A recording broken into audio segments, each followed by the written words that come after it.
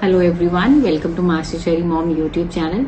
So I hope you all are doing fine and आज का जो वीडियो है वो है anaemia during pregnancy. So video को स्टार्ट करने से पहले चैनल को सब्सक्राइब कीजिए, वीडियोस को लाइक करिए और शेयर करिए, क्योंकि बहुत लोग देखते जरूर हैं, सब्सक्राइब भी कर रहे हैं, पर वो लाइक करना भूल जा रहे हैं वीडियोस को. सो प्लीज आप जरूर लाइक कीजिए वीडियोस को, इससे मुझे भी मोटिवेशन मिलेगी कि मैं और अपना पर्सनल एक्सपीरियंस और भी जो टॉपिक्स है वो मैं आपके साथ डिस्कस कर सकूं. ठीक है, तो चलिए स्टार्ट करते हैं आज की वीडियो. Anaemia during pregnancy. सबसे पहले तो हम ये जानते हैं कि एनीमिया क्या होता है. एनीमिया बेसिकली होता है खून की कमी. ठीक है, ब्लड की कमी हो जाना. हमारी कंट्री में, हमारे इंडिया में 40 to 80% विमेन ऐसी होती हैं जिनको एनीमिया की प्रॉब्लम होती ही होती है. वो एनीमिक होते हैं. ठीक है, चाहे वो आप प्रेग्नेंट ले लीजिए, चाहे जो प्रेग्नेंट नहीं है उनको ले लीजिए. ठीक है, और अगर आपको एनीमिया हो जाए प्रेगनेंसी में, अगर आप एनीमिक होती हैं तो क्या प्रॉब्लम्स होती हैं वो मैं इसमें बताने वाली हूँ आपको. ठीक है, तो उससे पहले हम ये भी जान लेते हैं कि एनीमिया होते क्या चीज है. खून की कमी तो मैंने आपको बताया. हमारी बॉडी में ना रेड ब्लड सेल्स होते हैं. ठीक है, तो ये जो रेड सेल्स होते हैं ना, ये जब कम हो जाते हैं ना, तो इनमें ना एक प्रोटीन होता है.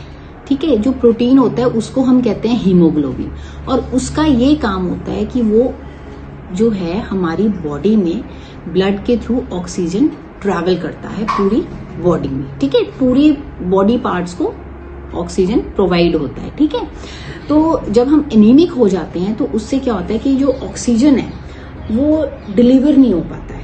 ठीक है, जो कि अफेक्ट करता है. तो बट ऑब्वियस है, जब प्रेगनेंसी है और अगर कोई विमेन प्रेग्नेंट टाइम में एनीमिक हो जाए, एनीमिया हो जाए, उनको खून की कमी हो जाए, HB लो हो जाता है जिसको हम कहते हैं, तो उससे उस पे तो इम्पैक्ट पड़ ही रहा है, लेकिन फर्दर बच्चे पे भी इम्पैक्ट पड़ता है, क्योंकि वो फर्दर जब वो बच्चा डिलीवर होता है तो उसको और फर्दर प्रॉब्लम्स हो जाती हैं, जैसे मदर को होती है. ठीक है, अब इसके बाद मैं आपको बताती हूँ कि जो ये टेस्ट होता है कैसे पता चलता है कि एनीमिक है कि नहीं है. इसका आपका ब्लड सैंपल लिया जाता है, जिसे हम कहते हैं कि CBC कहते हैं ना, कि CBC करवा लीजिए, डॉक्टर्स कहते हैं. उसमें आपका HB आ जाता है, तो वो HB देखा जाता है. अगर तो वो HB 12 से कम है तो आपको एनीमिक मान लिया जाता है. अगर 12 है या फिर 12 से ज्यादा है तो दैट्स परफेक्टली फाइन, आपका HB जो है वो ठीक होता है फिर. ठीक है, अब जब मेरा HB हुआ था तो मेरा स्टार्टिंग से सेकेंड मंथ में जब मैं डॉक्टर के पास चली गई थी तब से ही हो रहा था, तो मेरा ठीक था. बट जब मैं 4th मंथ तक पहुंची तो मेरा जो HB था वो कम हो गया, लो हो गया, मैं 9 पर आ गई. तो मेरे डॉक्टर ने मुझे बोला कि ये चीज ठीक नहीं है कनिका, आप ऐसा. उन्होंने मुझे फॉलिक एसिड दी ही थी स्टार्टिंग से, आयरन की भी दे रहे थे, फॉलिक की भी दे रहे थे. ठीक है, लेकिन वो मुझे कहते आप अपनी ना डाइट में चेंज लेके आओ. तो मैं आपको बताऊंगी कि उन्होंने मुझे क्या चीज बोली खाने के लिए जिससे मेरा HB एकदम बढ़ गया और सब ठीक हो गया. ठीक है, तो आपने ये ध्यान रखना है कि आपका जो HB है वो 12 या फिर 12 से ऊपर ही रहना चाहिए, कम नहीं आना चाहिए. ठीक है, अब मैं आपको बताती हूँ, अगर आपको एनीमिया है, अगर आप प्रेगनेंसी के टाइम पे एनीमिक हैं तो उससे क्या प्रॉब्लम्स, आपको क्या सिम्टम्स होते हैं या फिर आप क्या फेस कर रहे हैं. सबसे पहले तो देखो, आपको ना थकावट बहुत जल्दी होती है. आपको ऐसा लगता होगा कि आप लेथार्जिक से हो, कि बस थके थके सा फील हो रहा है, बस कि नहीं, दिल नहीं कर रहा काम करने का. ठीक है, आप टायर्ड फील करते हो कि थकावट रह ही रही है, जा ही नहीं रही है. आपकी स्किन जो है ये पेल हो जाती है, येलो कलर की ना, ऐसे पीली पीली से लगने शुरू हो जाती है. आपका हेयर फॉल बहुत ज्यादा स्टार्ट हो जाएगा.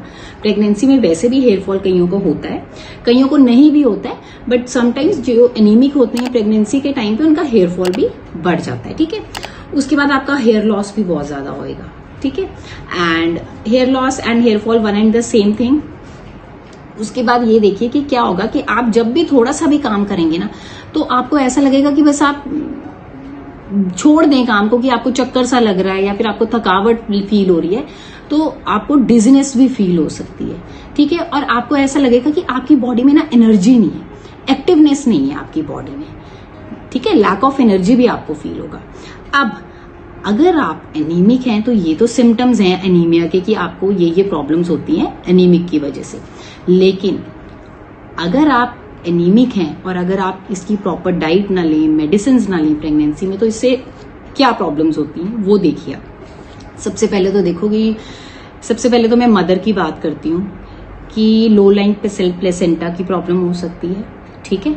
सेकेंडली ये प्रॉब्लम हो सकती है कि डिलीवरी टाइम से पहले हो सकती है, लेबर पेन्स टाइम से पहले हो सकती हैं, ठीक है। नॉर्मल डिलीवरी के चांसेस कम हो जाते हैं, सिजेरियन के चांसेस बहुत एक्सेस में हो जाते हैं। देन बीपी जो है हाई की प्रॉब्लम हो सकती है। फिर उसके बाद एबॉर्शन के चांसेस बहुत ज्यादा होते हैं फर्स्ट 3 मंथ्स में, ठीक है। अगर आपका एचबी कम है, आप एनीमिक हैं, तो आपके एबॉर्शन के चांसेस भी बढ़ जाते हैं, ठीक है। अब उसके बाद क्या होता है कि बेबी हुआ, अगर कोई एनीमिक है लेडी और बेबी डिलीवर हो गया, तो उससे क्या होता है कि जो बेबी होगा उसका वेट जो होगा वो कम होगा, ठीक है। फिर बच्चे का आईक्यू जो है उस पर भी बहुत बैड इम्पैक्ट पड़ जाता है अगर आपका एचबी कम होता है प्रेगनेंसी के टाइम पे।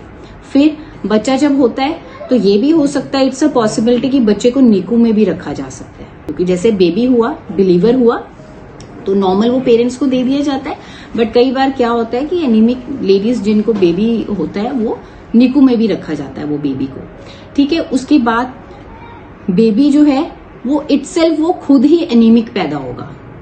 ये प्रॉब्लम्स होती हैं एनीमिया की ड्यूरिंग प्रेगनेंसी में, ठीक है। अब हम इन चीजों को कैसे ठीक कर सकते हैं, अपने एचबी को कैसे इंक्रीज कर सकते हैं, ब्लड को कैसे इंक्रीज कर सकते हैं, क्योंकि देखो ना, अगर बॉडी में ही ब्लड फ्लो नहीं होगा प्रॉपरली, तो आप खुद सोचो कि बच्चे को तो ब्लड जा रहा है ना, ऑक्सीजन भी वहीं प्लेसेंटा के थ्रू से और ब्लड भी वहीं से जा रहा है, तो उसको भी नहीं जाएगा, तो उसकी ग्रोथ भी प्रॉपर नहीं होगी। तो अब हम इसको कैसे ठीक करें, मैं वो बताने वाली हूँ। सबसे पहले मैं अपना बताती हूँ कि मुझे मेरे गायनेक ने क्या कहा था। उन्होंने कहा था कि जो मेडिसिन चल रही है उनको चलने दो, बट आप ऐसा करो, आप बीटरूट खाओ। तो मुझे ना पहले बहुत अजीब लगता था कि मैं कैसे खाऊंगी चुकंदर, मैं तो खाती नहीं हूँ, थोड़ा गले में भी लगता था, बट अपने बच्चे के लिए तो हर मदर जो है, हर माँ सब कुछ करती है ना। तो मैंने ना एक बीटरूट खाना शुरू किया पहले, और छील लेती थी और पूरा ही खाती थी मैं उसको, कोई कट नहीं करती थी, कोई नमक नहीं, कोई नींबू कुछ नहीं लगाती थी, मैं उसको बाइट ले लेके खाती थी। और मैंने एक खाया, 5th मंथ में मैंने इनको 2 कर दिया, मॉर्निंग में भी और इवनिंग में भी, ठीक है।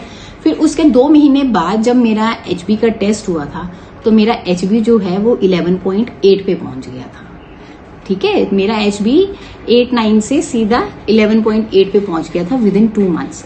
अच्छा, किसी ने मुझे कमेंट करके ये कहा था, मैंने एक वीडियो डाली है बीटरूट ड्यूरिंग प्रेगनेंसी, उसके बेनिफिट्स डाले थे। किसी ने ये कहा कि बीटरूट से शुगर हो जाती है।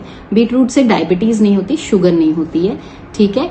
अगर आप कहते हैं कि बीटरूट से शुगर हो जाती है, तो इस हिसाब से तो जो जंक फूड होता है उससे क्या शुगर नहीं होती है, वो छोड़ना चाहिए ना पहले तो, ठीक है। Then comes the second point, that's a very important point. Copper का वेसल होता है, जग कह लीजिए, गड़बी कह लीजिए, जिसे हम तांबे की कहते हैं, आप उसमें रात को पानी डाल के रख दीजिए और सुबह उस पानी को पी लीजिए। ये एक बहुत बहुत अच्छा, मतलब वन ऑफ द बेस्ट, जिसको मैं कहूंगी एक मेथड है आपका एचबी इंक्रीज करने के लिए। इसमें तो कुछ वैसे भी हार्म नहीं है यार, है ना। आप continuity for a whole time भी ऐसे पी सकते हैं, हम पीते हैं ऐसे, मेरा बच्चा भी पीता है, हमारी फैमिली में सब पीते हैं ऐसे, ठीक है। उसके बाद आपकी डाइट में क्या क्या होना चाहिए। सबसे पहले तो देखो, ग्रीन लीफी वेजिटेबल्स होने ही चाहिए। अभी तो जैसे गर्मियों का सीजन है, पालक नहीं अवेलेबल होता है और पालक सीजन का भी नहीं है, लेकिन अगर आपको मिल रहा है तो प्लीज आप उसको खाइए, चाहे थोड़ी क्वांटिटी में खाइए, लेकिन खाइए। और ग्रीन लीफी वेजिटेबल्स खाइए, ब्रोकली खाइए, फिर जितने भी ड्राई फ्रूट्स, ये नट्स होते हैं, उनको भी खाइए, जरूर खाइए। फिग्स, ठीक है, फिग्स भी जरूर खाइए, जिन्हें हम अंजीर कहते हैं, पानी में डिप कर दीजिए फिर खाइए। ज्यादा क्वांटिटी में मत खाओ, थोड़ी में खाओ। कईयों को होता है कि गर्म है, पानी में डिप करो फिर आप खा सकते हैं। डेट्स, खजूर बहुत अच्छी चीज होती है, इससे भी आपका इंक्रीज होता है आयरन, एचपी इंक्रीज हो जाता है, ठीक है। एंड उसके बाद जो सबसे इंपॉर्टेंट फ्रूट जो है बीटरूट के बाद, उसे मैं कहूंगी पोमेग्रेनेट।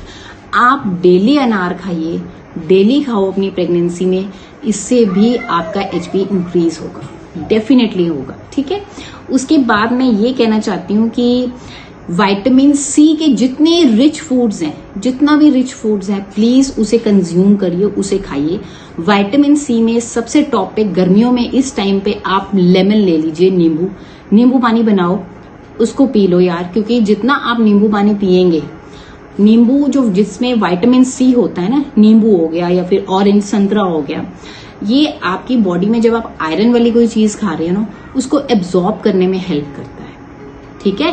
विटामिन सी जो होता है जैसे नींबू में है और ऑरेंज में, तो ये जरूर खाइए। Last but not the least, आप लोग प्लीज चाय कॉफी मत लीजिए, क्योंकि ये आयरन की एब्जॉर्प्शन आपकी बॉडी में नहीं होने देता है, ठीक है।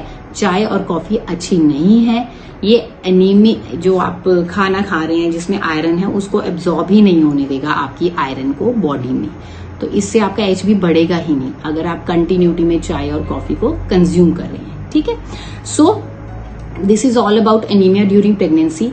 तो मैंने तो सिर्फ पोमेग्रेनेट खाया था, ड्राई फ्रूट्स में स्टार्टिंग से खाती आ रही थी, जैसे मैंने खाए थे, डिप करके रात को पानी में रख देती थी, सोक करके एंड मॉर्निंग में मैं खाती थी, ठीक है। एंड पोमेग्रेनेट मेरी मील में जरूर इंक्लूडेड था, एंड बीटरूट, ये दोनों चीजें मैंने डेली खाई हैं।